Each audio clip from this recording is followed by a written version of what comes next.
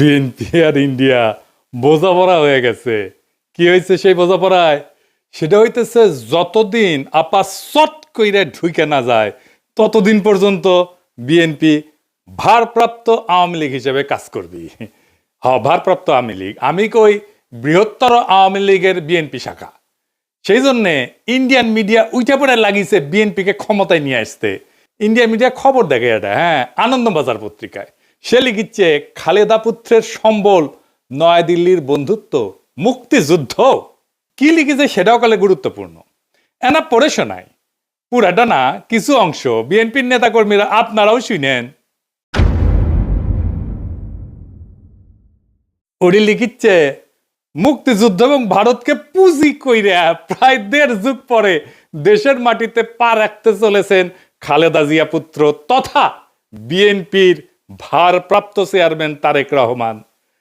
নভেম্বরে সমাজ মাধ্যমে তারেক লিখেছিলেন, এখনই দেশে ফেরার বিষয়ে সিদ্ধান্ত নেয়ার সুযোগ তার জন্য অবারিত এবং একক নিয়ন্ত্রণাধীন না। অনেকেরই প্রশ্ন, দিন ১৫-১৮-র মধ্যে কি এমন হইল যে তিনি দেশে ফেরার ঘোষণা করলেন? বাস্তব হইল, মানে এখানে কইছে কেন দেশে ফেরার ঘোষণা করলেন, এটা কইছে এখানে বাস্তব হইল নয়াদিল্লির সমর্থন অনেকটাই নিশ্চিত করে ফেলেছেন বিএনপির ভারপ্রাপ্ত চেয়ারম্যান। বিদেশ মন্ত্রক সূত্রের খবর, বিদেশ মন্ত্রক মানে পররাষ্ট্র মন্ত্রণালয়, মানে ইন্ডিয়ার পররাষ্ট্র মন্ত্রণালয়, এটা কইছে বিএনপি ক্ষমতায় আসলে ভারত বাংলাদেশের মধ্যে যে চুক্তিগুলো আছে তাতে কোনো প্রভাব পড়বে না এবং বাংলাদেশের মাটিকে কোনো ভারত বিরোধী কাজে ব্যবহার করতে দেওয়া হবে না, এই মর্মে প্রতিশ্রুতি পাওয়া গিয়েছে তারেকের কাছ থেকে। কি মজা! ভারতের গোয়েন্দা সূত্রের বক্তব্য, ঢাকাকে পাশে পেতে নয়াদিল্লিরও দরকার বিএনপিকেই, কারণ কর্মকাণ্ড নিষিদ্ধ হয়, ভোটে লড়তে পারছে না আওয়ামী লীগ। তাই বাংলাদেশে কট্টরপন্থীদের বারবারন্ত আটকাইতে পারে একমাত্র বিএনপি। নির্বাচনের মাধ্যমে খালেদার দল ক্ষমতাসীন হইলে বাংলাদেশে ভারত বিরোধী তৎপরতায় রাশ টানা যাবে। তাই আওয়ামী লীগের সঙ্গে সখ্য থাকা সত্ত্বেও অবস্থা বুঝে ব্যবস্থা হিসেবে তারেকের পাশে থাকতে হচ্ছে নয়াদিল্লিকে। মাশাআল্লাহ! তাইলে তারেক রহমানের দেশে ফেরার সিদ্ধান্তটা ঝুলে ছিল ইন্ডিয়ার সাথে বোঝাপড়ায়। আমি নিউজটা বাইর হওয়ার পরে কয়েকদিন দেরি করেছি এপিসোড করতে। আরে ক্ষীণ আশা ছিল যে বিএনপি হয়তো এই সংবাদের প্রতিবাদ জানাবে, জানাইছে, জানায় নাই। তার মানে প্রত্যেকটা শব্দ এই নিউজের সত্য। আর একটা ইন্টারভিউ দেখায় সুবীর নন্দীরা চেনেন তো, উই আসলে রয়ের স্পোক্সম্যান, মাউথপিস। রজা বলতে চায় বাংলাদেশ নিয়ে, তারাই দিয়ে বলায়। সে কি বলতেছে শুনেন। ভারত বাংলাদেশে কোন সরকার চাইবে? খুব সোজা উত্তর আমি তোমায় দিয়ে দিচ্ছি। Awami League is not in election, next best option is BNP, obviously not Jamaat. তারা অলরেডি 50 লাখ লোক নিয়ে জেহার টেয়াদের হুমকি দিচ্ছে। ফলে জামাত অবভিয়াসলি ইন্ডিয়া চাইবে না। অত অনেক কথা, ডিপ্লোম্যাটিক কথা বলে তো লাভ। কানেকশনটা হচ্ছে 71। আমরা একসাথে, আমার সৈন্য এবং মুক্তিযোদ্ধারা রক্ত ঝরিয়েছে, সেই সুবাদে Awami League. This is the historical fact. তো এই জায়গাতে হঠাৎ করে আজকে অন্য কিছু ডায়নামিক্স চলে আসবে, এটা তো আশা করাটাও ভুল। কিন্তু যে গভর্নমেন্ট আসবে তার সাথে ইন্ডিয়াকে তো ডিল করতে হবে। শুনেছেন তো? এইবার আরাটা দেখেন।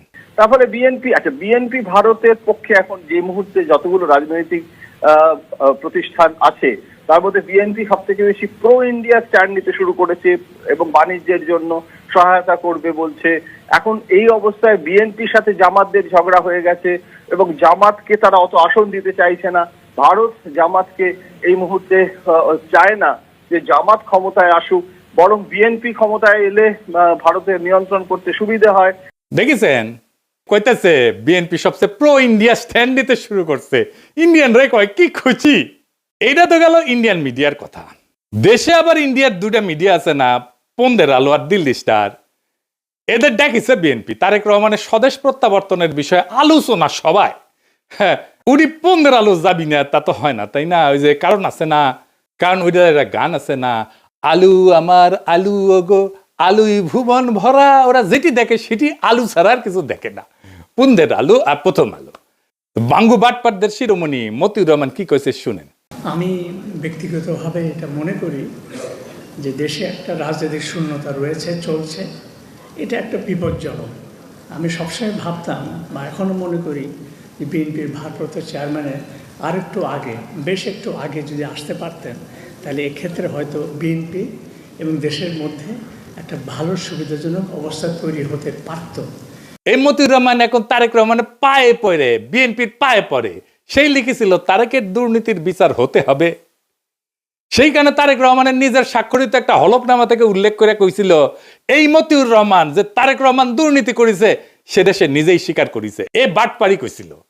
আবার ওই মামলা থেকে তারেক রহমান খালাস পেলে আবার প্রথম আলোয় লিখেছিল নৈতিকভাবে তারেকও দণ্ডিত। খালাস পেলে কি হয়েছে, তুই নৈতিকভাবে দণ্ডিত, বুঝছাও। আর এখন কয় তারেক রহমান আগে দেশে ফিরলে ভালো হইতো। তো মতি ভাই, আপনি দুর্নীতির বিচার করবেন না? হ্যাঁ, তারেকের নাকি স্যাপ ফেলে স্যাটে নিছেন? ওই নিজেই তার আলপিনে প্রচ্ছদ প্রতিবেদন করেছিল তেলে ডুবে যাচ্ছেন তারেক রহমান। ওই তেল এখন তারেক রহমান কিছু দিচ্ছে, রেখে দিছিল নিজের জন্য। তো প্রথম আলো যে বিএনপি কি পরিমাণে ভালোবাসা যে কত সেটা একটু দেখি। হ্যাঁ, আসেন। লিখিচ্ছে বগুড়ায় তারেককে ঘিরে আছে খুন সন্ত্রাসে জড়িত নেতাকর্মীরা। মতিউর রহমান এখন শিওর এখন আর খুন সন্ত্রাসে জড়িত নেতাকর্মীরা তারেক রহমানকে ঘিরে থাকবে না।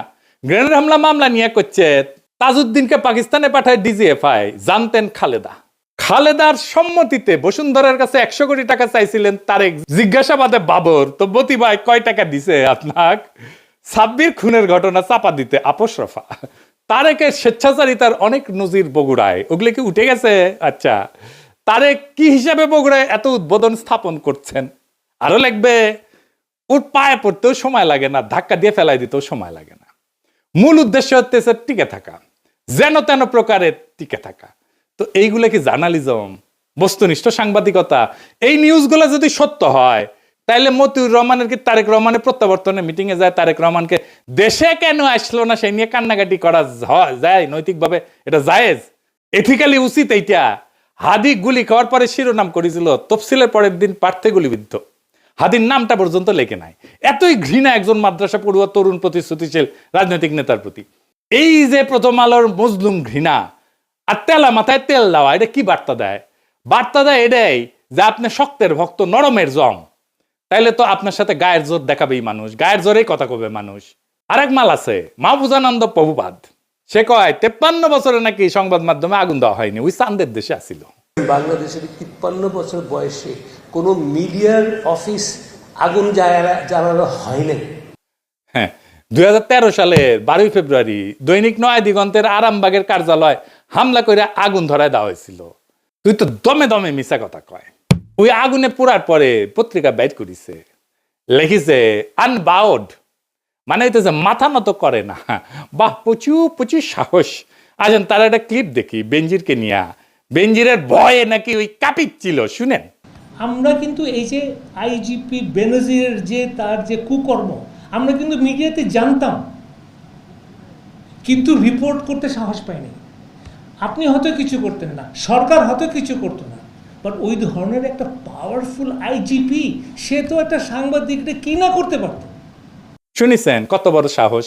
মাইনে নিলাম যে ওই ভিতু, তো তাইলে কি ওই পত্রিকার স্লোগানে journalism without fear or favour লেখার নৈতিক অধিকার আছে? মানে মাহফুজা নাম, আপনার লজ্জা নাই? আপনি তরুণদের কি শিখাইতেছেন? আপনার লজ্জা লাগে না এত ভণ্ডামি করতে? ভণ্ডামির তো মাত্রা আছে। আবার ক্রিটিক্যাল জার্নালিজম করার কথা কয়। ক্রিটিক্যাল জার্নালিজম বুঝে ডিজিএফ এর সাথে আন্ডারস্ট্যান্ডিং করে জার্নালিজম করেছে। এই যে তাসলিম খলিলি কয়ে দিছে ডিজিএফ এর দেওয়া নিউজ ভেরিফাই না করে ছাপাইছে, আবার পরে স্বীকারও করেছে এটা তো ভুল ছিল। তুমি যদি আমাকে জিজ্ঞেস করো আমার সাংবাদিক জীবনে, এডিটরের জীবনে ওটা হচ্ছে একটা বিরাট ভুল। আমি ভুল করেছি। ওই সময় ডিজিএফআই এর দেওয়া নিউজ আমার ছাপানো উচিত হয়নি। ইট ওয়াজ এ ব্যাড এডিটোরিয়াল জাজমেন্ট। আমি ভুল করেছি। শুনেছেন, আমি কইছিলাম এই ডেইলি স্টারের জার্নালিজম নিয়ে 100 ঘন্টার এপিসোড করা যায়। গতকাল আমি একটা পুরানা ভিডিও দিছি, দেখেছেন না সবাই?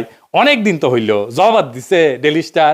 আমার উত্থাপিত প্রশ্নের জবাব দিছে নাকি এরা জবাব দিয়ে তার ঊর্ধ্বে মিডিয়া? এরা সার্বভৌম একটা অথরিটি হইছে, সবকিছুর ঊর্ধ্বে, ওরা কেউ প্রশ্ন করতে পারবে না। তো আসলে আসেন, এই যে দুইটা গণমাধ্যম, এই যে দুইটা প্রথম পন্দের আলো আর দিল্লি স্টার, এটা কি গণমাধ্যম? গণমাধ্যমের ভূমিকা বুঝতে হলে আমাদের দুইটা জিনিস বুঝতে হবে, ট্রুথ এবং ফ্যাক্টস। সত্য কি এবং ঘটনা কি।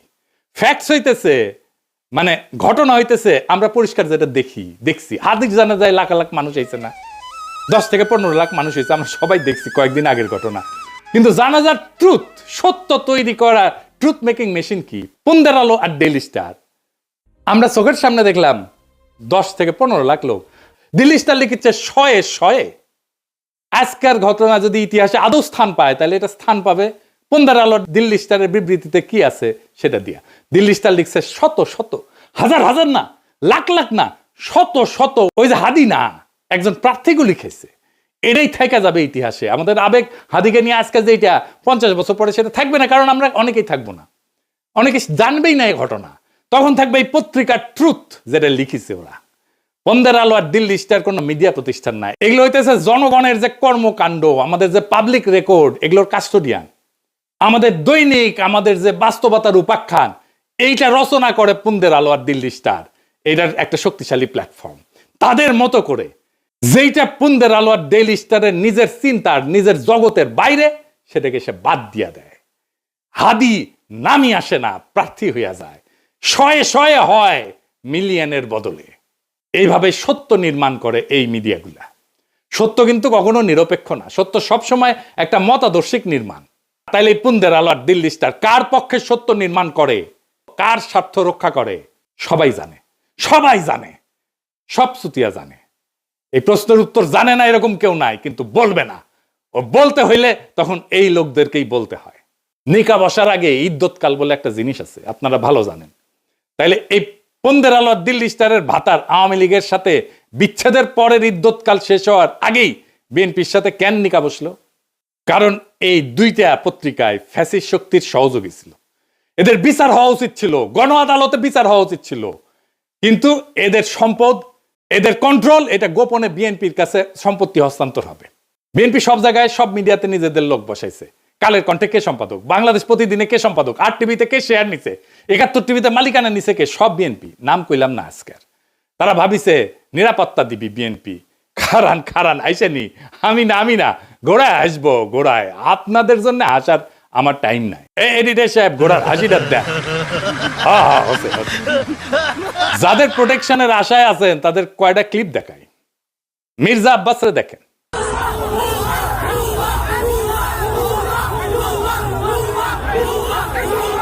দেখেছেন ভুয়া স্লোগান তারে দেখা। এবার দেখেন হাদির জানাজায় সালাউদ্দিন সাহেব গেছে, তারে কি বলে পাবলিকে।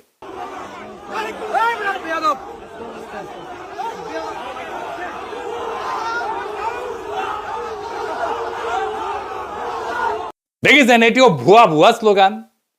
এবার দেখেন ফিরে যেতেছে সালাউদ্দিন, সেটিও দেখেন কি ভুয়া স্লোগান।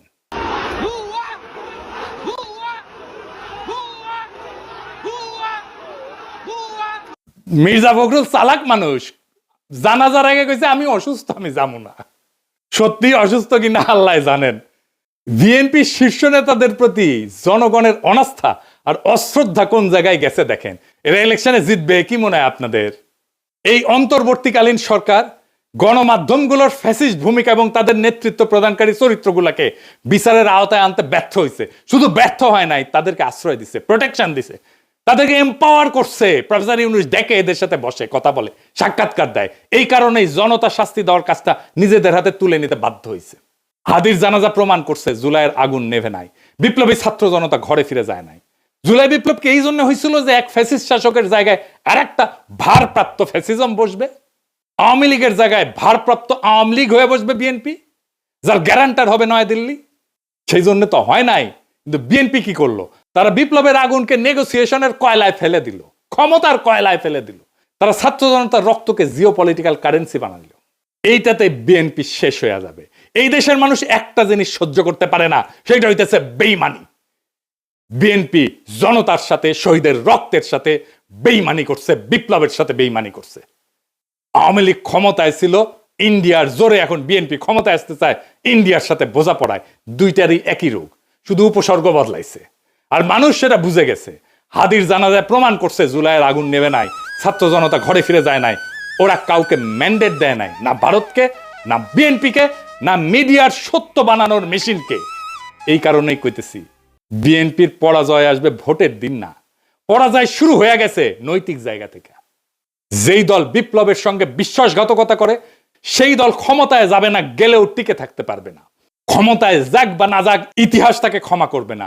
জুলাই কোনো ইন্টারভেল না, জুলাই কোনো সিনেমা না, জুলাই কোনো পিকনিক না, জুলাই কোনো দর কষাকষির বিরতি না। জুলাই ছিল এবং থাকবে ভারতের সাথে বোঝাপড়া আর দেশি ফ্যাসিজম, দুইটার বিরুদ্ধেই জুলাই জিন্দা থাকবে। এই সত্য যতদিন থাকবে ততদিন বিএনপির এই বোঝাপড়াই তাদের সবচেয়ে বড় রাজনৈতিক আত্মঘাতী সিদ্ধান্ত হয়ে থাকবে। পরাজয় শুরু হয়েছে, ওই বিশ্বাসঘাতকতার দিন থেকে পরাজয় শুরু হয়েছে। জুলাই শেষ হয় নাই, জুলাই বিশ্বাসঘাতক কাউকে ক্ষমা করবে না। ইনকিলাব জিন্দাবাদ।